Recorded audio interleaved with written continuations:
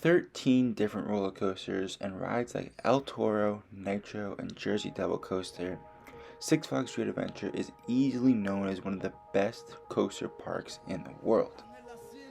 Now, their 13 coasters of today were actually preceded by 12 more coasters since 1974.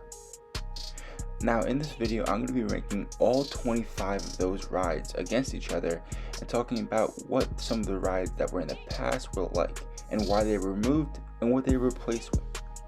Let's get into the video. Number 25, Lil Thunder, operating from 1976 to 1983. Now, this very small roller coaster operated right next to Rolling Thunder, their old wooden coaster, and only operated for about 7 years. It was a very small kiddie coaster and there was nothing special about it, so really I'm not going to talk about it too much. Number 24, Lil Devil, operating from 1999 to 2019. This is the kiddie coaster that was the blue coaster that was replaced by Jersey Devil coaster. It's very small and just got taken down in 2019. It was called Roadrunner Railway for the entire time it operated, but I put Lil Devil here because if you didn't know, a spoiler alert, for 2022, Six Flags Great Adventure will be adding to the kids section, putting this ride back, painting it orange, and calling it the Lil Devil, so I kind of wanted to give it a little funny ring to it there. Number 23, Alpine Blitz, operating from 1976 to 1978. This was one of the earlier coasters in the park. The park actually opened only in 1974, so 2 years after they opened this ride called Alpine Blitz, and it looks like a very small ride. It had a figure 8 layout and was not very good. That's why they took it out in 2 years, and it never operated at any other park. So really, with these early coasters, not too much to talk about. Number 22, Blackbeards Lost Treasure Train, operating from 1999 to the present. Now, the first currently operating ride on this list is Blackbeards. This is the very small kiddie ride that's currently themed to Harley Quinn, right next to Joker. They rethemed Harley Quinn to Harley Quinn, this ride to Harley Quinn, back when Joker was created to make that area more themed to the DC supervillain type of vibe. Small ride, I'm sure we all been on it once. It's kind of just a ride you go on to get the credit. Number 21, Wild Rider, operating from 1978 to 1981.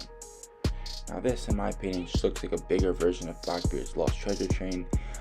There's really not a lot of information on it, as it only operated for 3 years and did not operate anywhere else. But it looked like a slightly larger version of Blackbeard's. There didn't look like there was too much to it, but it did look like a fun ride that, gave families something to go on. Number 20, Renovate Mine Train, operating from 1974 to the present. Renovate Mine Train is one of the most average mine trains out there. You're really not going to get much out of it. However, there is that one hill that you do get some funny ejector airtime. But I'm not going to talk about this ride too much, because it is a ride that pretty much everyone watching this video ideally has gone on, and there's not really much to it. But if you guys are Great Adventure fans, be sure to let me know in the comment section what the other 4 rides were that opened with the park that are still operating, or at least standing today in the park. Runaway Mine Train is one of the 5. Wondering if someone can name the other 4. Number 19, Shockwave, operating from 1990 to 1992. This is pretty much a very small stand-up coaster that did not have a lot to offer. I believe it reached a max height of 88 feet and obviously only operated for 2 years. It's a little more known for its run in Six Flags Magic Mountain, but I did want to include it on the list because it did operate at the park for 2 seasons, although it was not the most popular ride in the park. Number 18, Dark Knight, operating from 2008 to the present. Probably the best themed ride in the park today. Dark Knight is just a wild mouse that's put indoors. It's just a giant metal box, but there is good theming, a really cool pre-show, and it's just a wild mouse in a box, but it is sadly the best themed ride in the park. Number 17 is the other indoor coaster, Skull Mountain, from 1996 to present. And if I had to say what the second most best themed coaster would be, I'd say it's this. And Skull Mountain is just a meme kind of coaster. People like to say you get insane ejector in the back, but you do, simply because the train is so unbelievably long. It's an average indoor coaster, more geared towards the families, but it is a ride that you have to go on to get the credit, and it is fun to ride in the back and get that ejector at a time. Number 16, Lightning Loops, operating from 1978 to 1992. Arguably one of the most famous coasters to ever operate at Six Flags Great Adventure, Lightning Loops is now operating at least half at Frontier City in Oklahoma City, which is also operated by Six Flags.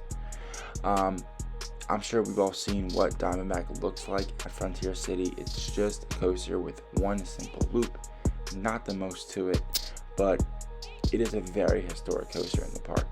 I think that people know it as a great adventure coaster, and the interlocking loops are just famous and are a famous sight to see, and I almost wish that they're still there today. Number 15, Rolling Thunder, operating from 1979 to 2013. Now this dueling wooden coaster was pretty much just a giant wooden coaster. It was massive at the time it was built, it dueled, and I'm sure a lot of people watching this video actually got the credits. Well, credits, if you count dueling coasters to be 2 credits. The ride was very rough toward the end of its operation, and it was scrapped. People wanted it to be RMC'd, but I believe RMC refused to work on it, if I'm not mistaken. And they didn't want to do anything to El Toro, which of course is its next door neighbor. But this is easily one of the most historic rides in the park. I'm sure every great adventure enthusiast and fan kind of knows of this ride, and it wasn't really replaced by much. It was replaced directly by the Zumanjaro Q line, and then was replaced by El Diablo, which was their Larson Super Loop, which then got sent over to Canada after 3 years of operation. So the ride was simply replaced by pretty much nothing, but it was just a very historic coaster that wasn't very great, but it's just more for the historic sense of it. Number 14 was actually Rolling Thunder's next door neighbor, Ultra Twister, operating from 1986 to 1989. This is one of those twisting Togo coasters that only operated at the park for a few years. If you're wondering where it was located on the current plot of El Toro. Didn't reach really high speeds, didn't reach really high heights, but this was kind of used as an experiment coaster for the park. They wanted to see if this coaster model could work, and I guess that's foreshadowing a later coaster in this list. Number 13, Green Lantern, operating from 2011 to the present at Six Flags Adventure at least. And Green Lantern is, in my opinion, one of the worst rides at the park. I don't like stand-up coasters in general, but this ride really doesn't do too much for me. There are some good elements to it.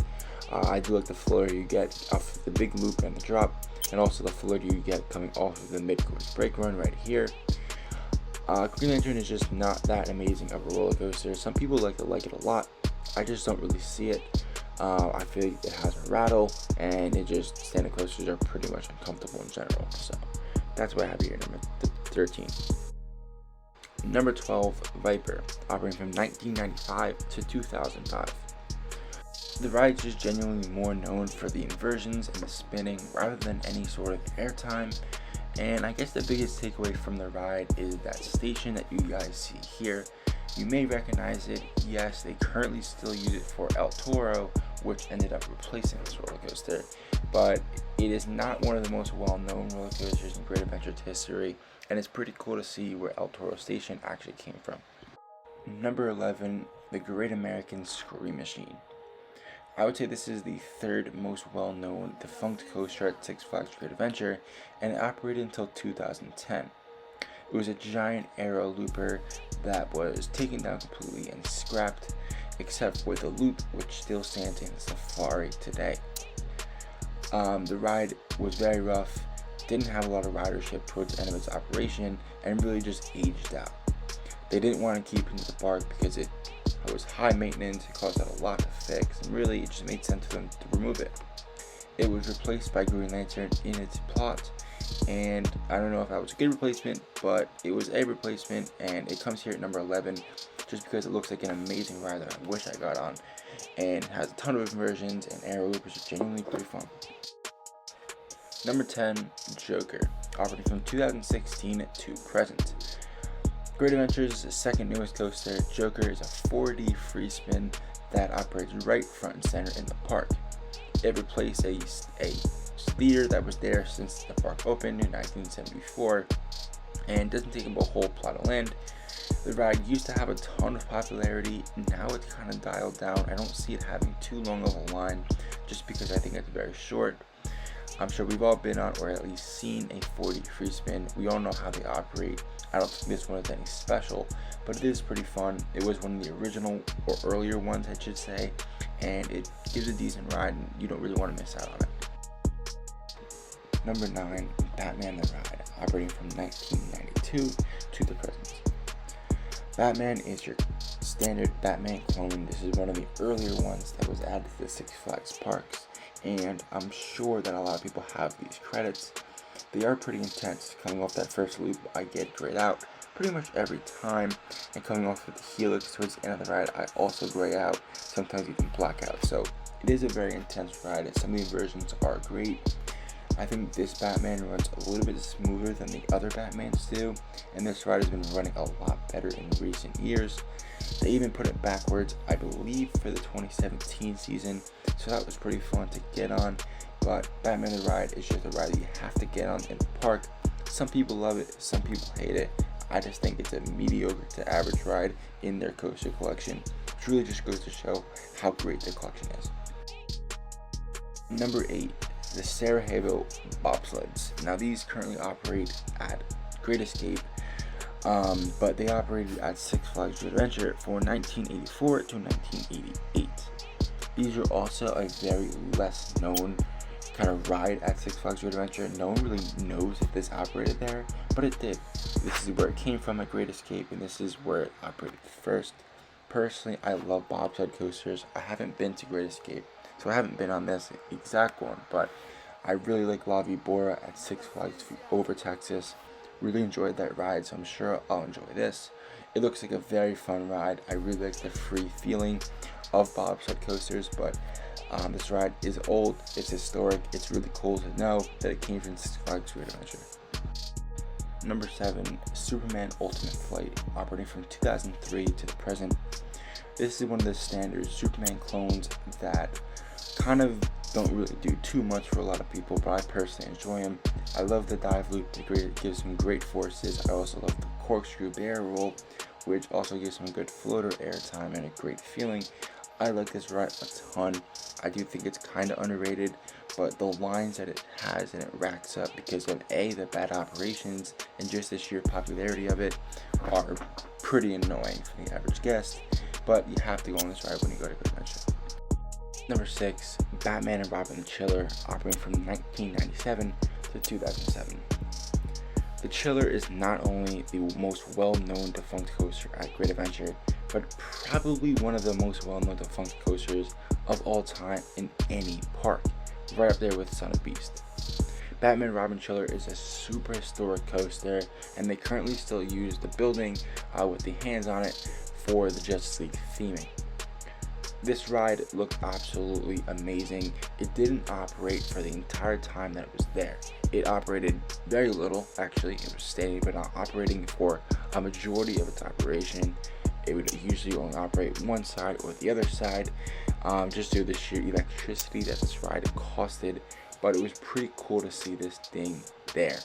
It's super historic. It looked like it was an amazing ride, and I wish I got on it while it was operating at Great Adventure. Number 5, Medusa or Bizarro, operating from 1999 to present. Medusa is the original floorless coaster, and it was cloned by Six Flags Magic Mountain, where they call it Scream. You can still see the Medusa paint at some points in the Bizarro ride, as well as the original Medusa sign on the station itself. The ride is a very fun ride.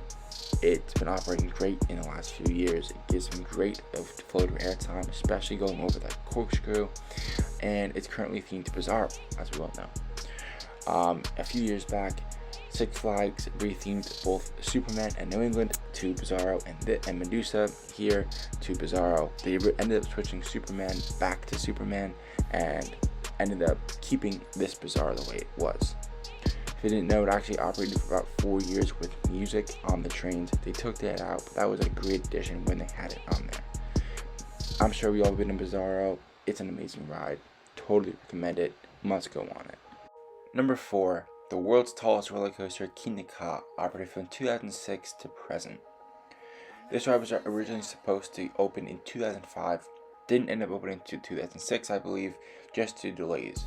It was absolutely massive. They had to make a whole new section called the Golden Kingdom for it, and it really is one of the best themed sections in the park. It has a great atmosphere around it. The ride is really fun. I really enjoyed this ride. The intensity is truly this unparalleled by any coaster out there. It feels like you're going 128 miles an hour through that launch. Honestly, I think a front row ride in Kina is better than a front row ride on just about any ride out there. It is really just an insane experience that you don't get in any other coaster.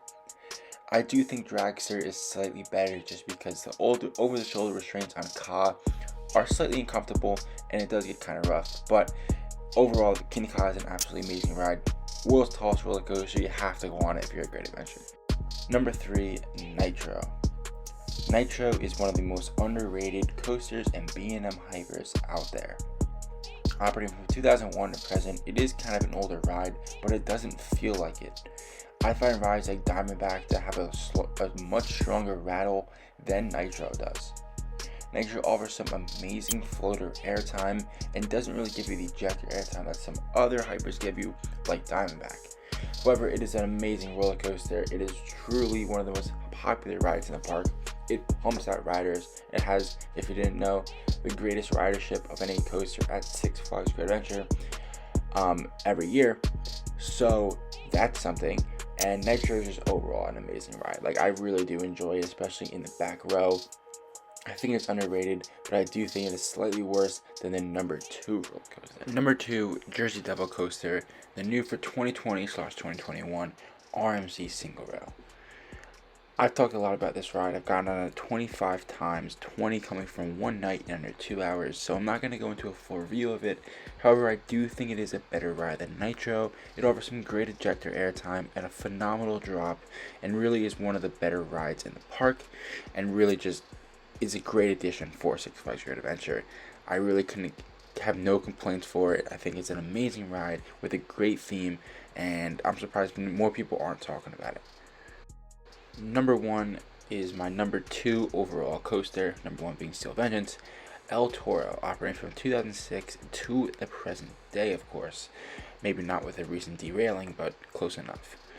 El Toro is seriously an elite coaster no matter which way you put it. The ejector airtime is absolutely unparalleled on a wooden coaster. Don't even tell me about the Voyage. I don't care. This is better.